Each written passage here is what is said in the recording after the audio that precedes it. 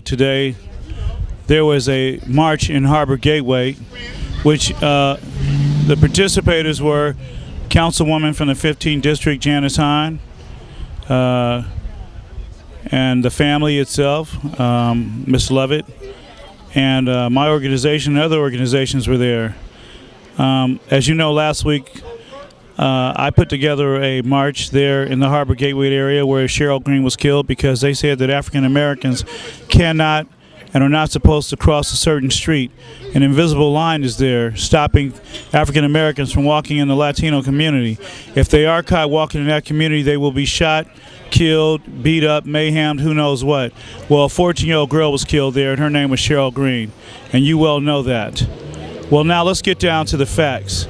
The facts are is that the Latinos and blacks live in the same community.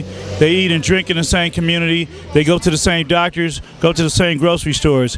They even work at the same jobs. I just don't get it. Why aren't we getting along? I don't understand.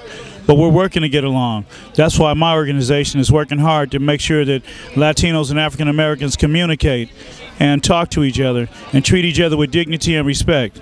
And that's the reason why we had a second march. The first march I put on because I wanted us to walk around the community and let it be known that there isn't a line in the world that we can't walk across, and that we will walk across not only that line but many other lines in the future. But this is up to you, and you be the judge. Tell me, when was it ever that Latinos and blacks did not live in the same community? When was it ever that Latinos and blacks did not go to the same schools, the same doctors?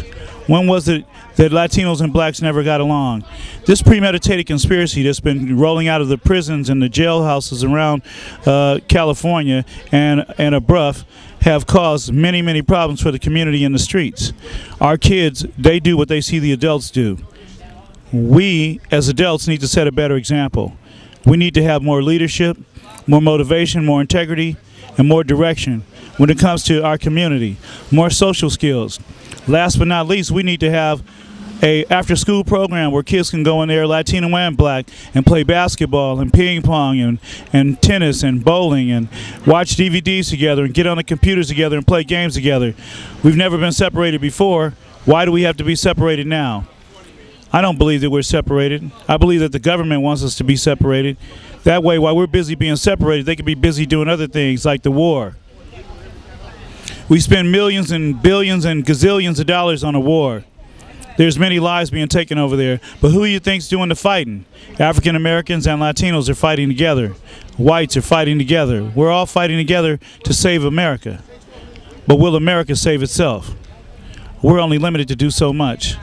As we sit here in these communities in South Central, Harbor Gateway, Inglewood, Long Beach, and all the other places in Riverside and San Bernardino, where all these hideous and mayheming hate crimes are taking place. You tell me, you be the judge. Are we the ones that make these hate crimes? I don't think so. I want to tell you who I think does cause these hate crimes. People who teach their kids to hate. Whoever you are, if you teach your kid to hate, you're teaching hate crimes. Because everything that I'm talking about right now starts at home. And home is where the heart is. You know, God bless Cheryl Green. She's dead and gone, the 14-year-old girl. And the 10 kids with the hate crime in Long Beach that are accused of beating 3 white women. And then just yesterday on Hillcrest and King Boulevard, we had 3 young men that were shot by some other Latinos in a car. That didn't make the news. One of those kids was a 10-year-old who is in critical condition right now from gunshot wounds. What we need to do is we need to do something better than what we're doing. Thank you very much. Eddie Jones, LA Civil Rights Association. Goodbye.